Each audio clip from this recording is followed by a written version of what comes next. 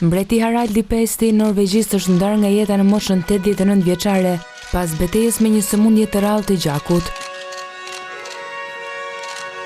Pallati në Oslo tha se ai ndroi jetë në orën 6:35 të mëngjesit të premten në spitalin kombëtar në kryeqytet. Harald do të pasohet nga djali i tij Hakon. Ai kishte 35 vite në krye të fronit, ndërsa do të mbahet mend si një figurë popullore dhe reformuese që modernizoi monarkinë, theu traditën duke u martuar me një njerëz të thjeshtë dhe shërbeu si një figurë unifikuese në momentet më të vështira të Norvegjisë. Pas sulmeve me bomba dhe armë të vitit 2011 në Oslo dhe ishullin Utoya, Harald u bëri thirrje norvegjezëve të mbështesnin njëri tjetrin dhe të mos lejojnë frikën të mbizotrojë. Ekspertët thonë se ai ishte i thjeshtë, i respektuar dhe i dashur, duke e përshkruar atë si një gjysh të kombit dhe mbreti i popullit, një titull i përdorur edhe nga babai i tij, mbreti Olav I.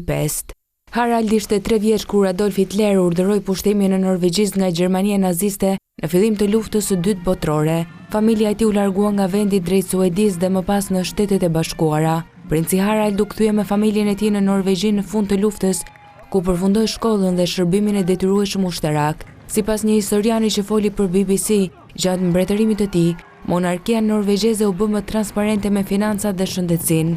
Harald I la pas gruan e tij prej gati 58 vitesh, mbretëreshën Sonja, vajzën e tyre princeshën Martha Louise, djalin e tyre mbretin e ri Hakon dhe 6 nipër e mbesa.